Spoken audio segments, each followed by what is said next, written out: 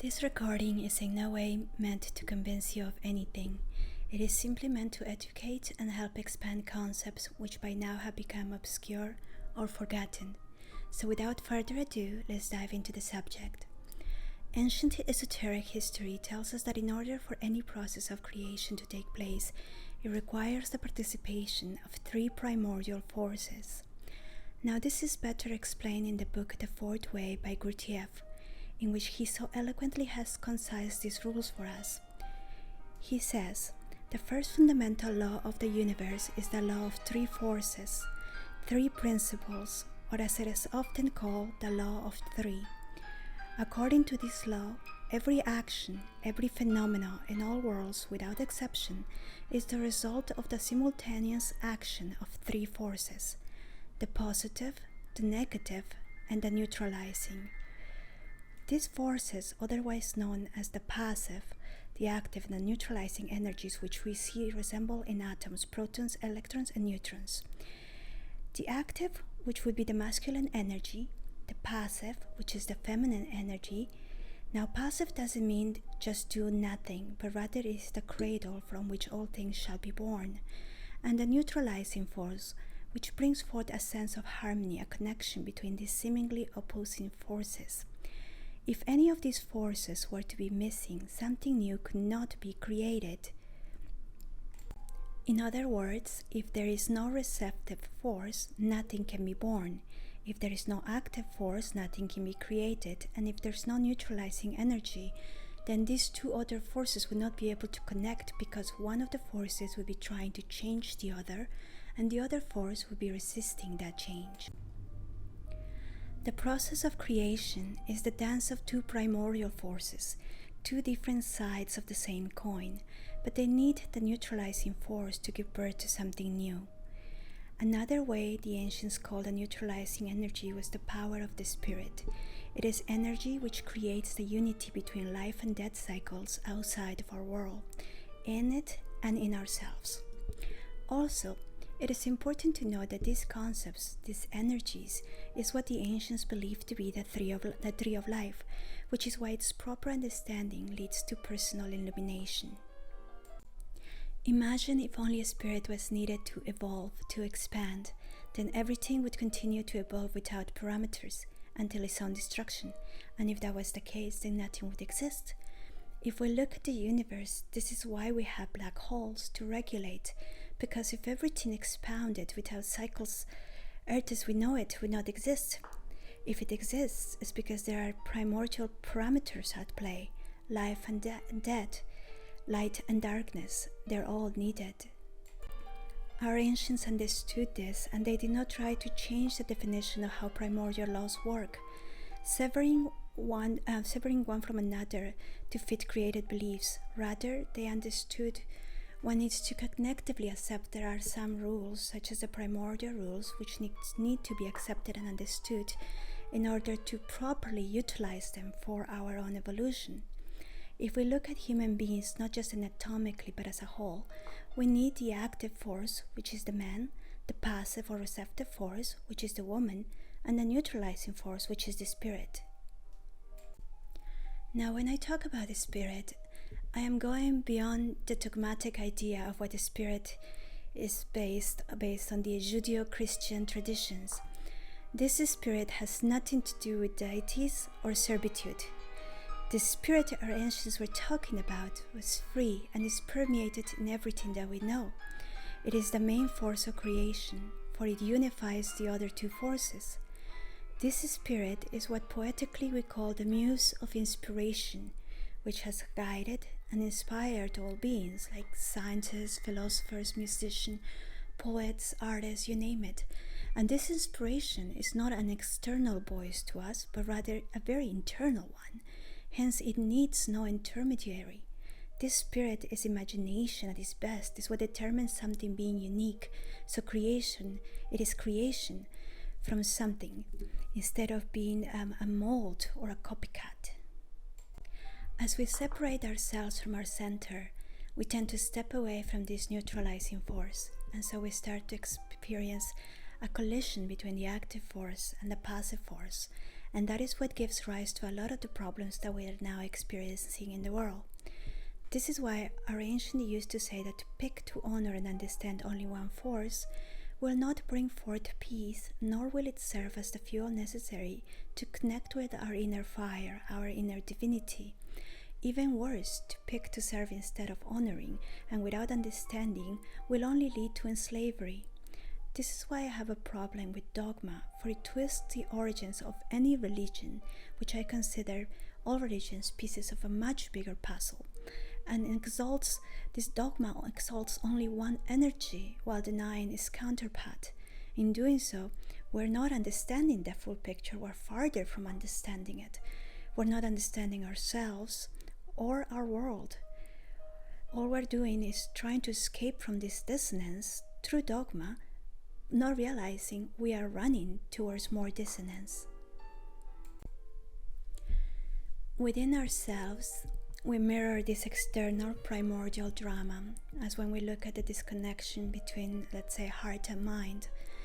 Mind is the active force and is constantly trying to modify emotions, which is the heart, and the emotions, which is the passive energy, is constantly resisting.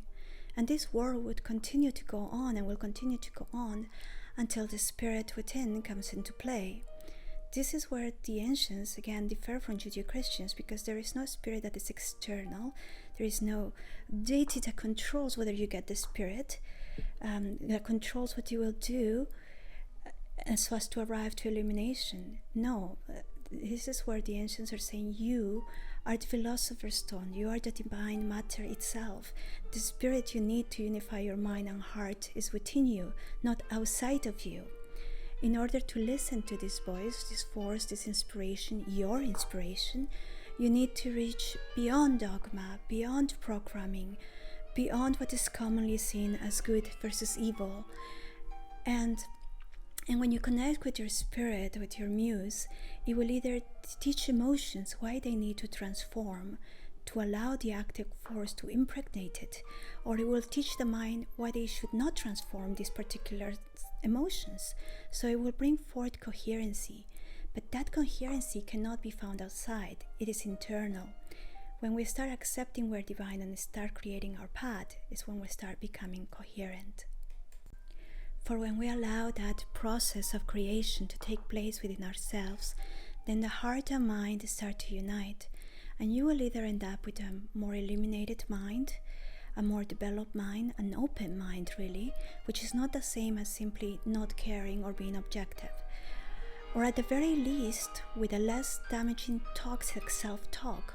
Otherwise you will start to take I guess what I'm trying to say is you will start to take the shackles of slavery off and learning that you were always meant to be free. This is why dogma was the enemy of the ancients, because dogma does not unify, it divides. It divides the heart and the mind. It restricts through rigidity, which means it does not move forward or backwards. It creates more friction, more violence, and more dissonance. Now, the reason the ancients represent the divine force as female, it wasn't to say females rule or the only ones needed. No, because every human being has male and female energy within. For the ancients, it was nothing to do with a dogmatic system which chooses one energy and demonizes the other.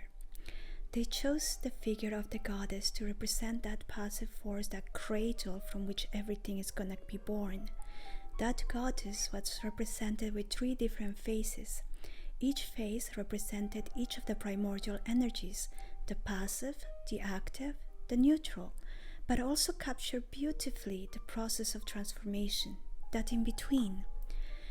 This is the reason why the moon was also used to symbolize the goddess, which is to symbolize the primordial rules, because we have the full moon, the new moon, the waxing moon, the waning moon. Now, these lunar cycles were present in art since way back, about 30,000 years ago. It's where we find them in art. And if we can even go back farther back, about 40,000 years ago, and we find them represented in art within caves. Now, now we're going to, in this recording, we're going to learn to look at cave paintings beyond what we have been normally taught, beyond the superficial and through the eyes of ancient history. The rising moon was to represent what they call the Pe, which is the transformative energy or masculine energy. The animals to represent this masculine energy have been over the centuries the mammoth, the bison, the rhino, the goat. The reason being is their horns were to represent the rising of the moon, not a full moon, but the rising of the moon, or in Tantra we say the phallus, the energy that shall impregnate the passive or receptive energy. The most represented animal was the bison, which later on will become the mighty bull, which is the eternal symbol for transformative energy. Also, the animals were drawn often from side profiles, and this was done for a reason, but it was side profiles that still showcased the horns. The side profile was so that we can see the eye, for the eye represented the full moon, and there was an emphasis on that, the full moon being the passive force. So now you have the two forces, the beginning and the end, the forces that are penetrating one another to give rise to something new. This is why later we find ancient statues of Venus with her right hand pointing upwards, the rising moon, male energy, and she's holding a horn, and her left hand, or symbol for feminine energy, is downward, protectively open over her full belly, ready to give birth to something new. In other words, the active energy has impregnated the creative energy. Now, the solar principle is the active impulse on the material, since the energy of the presence of the sun is what feeds the goddess.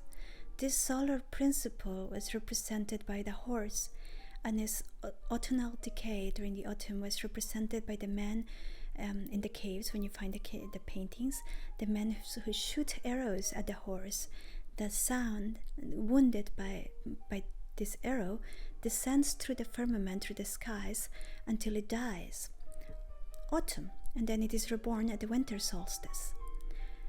That same arrow is the one that ends with the solar hero Achilles, to name one, since the myth of the hero, extended throughout all time, is nothing more than the cyclical solar death and rebirth that was already represented since the age of caves, and then religions would use it to create their own myths or to understand, explain the process of death and rebirth.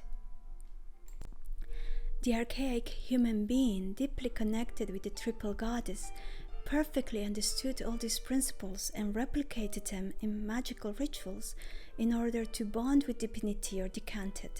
For this reason, the motifs are different in prehistoric caves, since the cave forms a unified ritual systemic whole. Solar animals often appear at the upper levels, transforming lunar animals at the intermediate levels, and sometimes only a vulva in the depths, symbolizing the full goddess. The goddess who has just been fertilized, since the descent into the depths of the cavern is the descent of sunlight to the depth of the goddess to merge with her. It is an external fractal consciously designed from the spiritual fusion of the masculine principle with the absolute feminine to fertilize it and make it evolve. Unlike the stories of the solar heroes that the patriarchy would invent, Marduk, Zeus, Apollo, Saint John, the gods of lightning, the prehistoric solar principles that penetrate the mother, death does not await them. There is no serpent's head to be cut, no violence needed. Instead, there awaits a vulva to be fertilized. War is not waiting for them. Cruelty, which is the tool of the meek, is not waiting. Instead, pure sexual alchemical union of the two primordial forces await to transform him into something even new, into something even greater.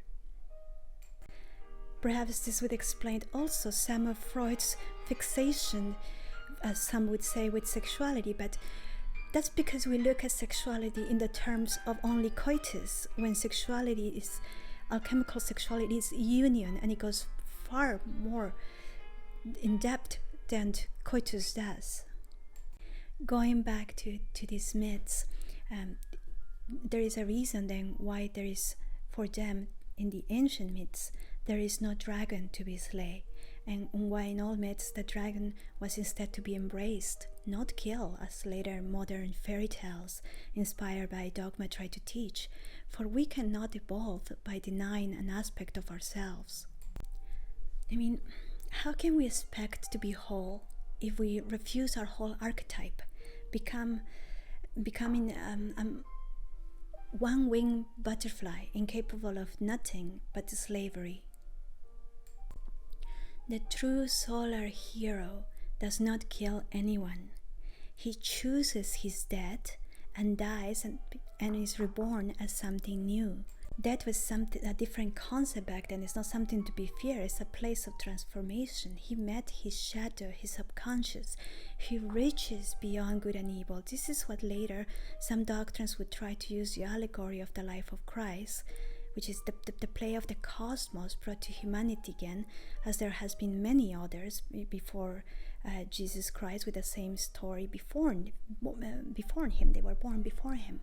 But then dogma decided to change the meaning of the hero's death and turn it into sacrifice for others, sin, and more of that.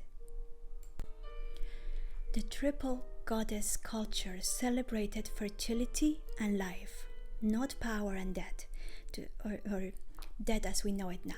During the later megalithic era, the same astral logic would be applied to dolmens. Thousands of dolmens have been discovered all over the world, always with the entrance oriented to the sunrise on the spring equinox, always located on land with abundant quartz.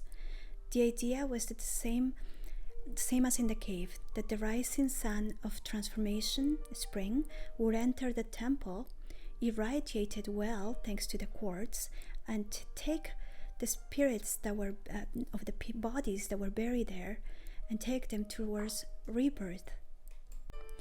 The intervention of the neutralizing force and its process of destruction, transformation, and birth was celebrated then from the beginning.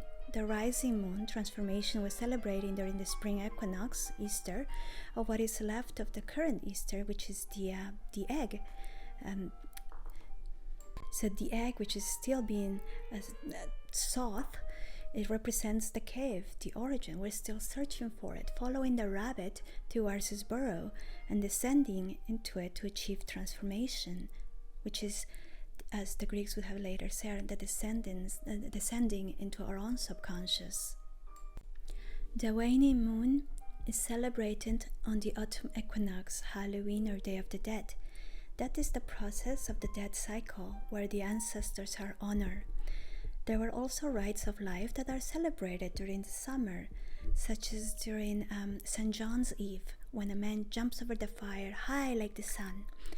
And as I already mentioned before, the ritual of resurrection during the winter solstice, which is Christmas, time when man resuscitates from the death. For Christ was not meant to be a particular name, but a particular state of awakening, a particular state of spirit. The sun, which is, it's Ilias in Greek. It's the active force, the giver of life that dies and is reborn.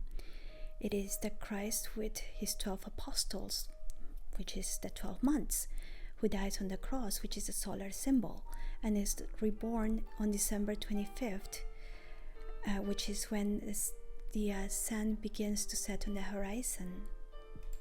So I guess what I am trying to say is that human beings have been celebrating the cycle changes for the triple goddess for hundreds of thousands of years through the 4 main festivities of the year. They have never stopped doing it, although most of them now don't know why they really do it, and they only execute these rituals that no longer have meaning in their consciousness, or rites that have been twisted, meant to subjugate them. The ancient culture was wise, and it was based entirely on what the Egyptians said the law of 3, the law of creation. because that was the absolute, the source of divinity, which is divided into three facets to create. That is the original mystery of the Holy Trinity: active force, passive force, and neutral force. The pure divinity that was later maliciously turned into male only by a system that thrives in the enslaving the pure free spirit.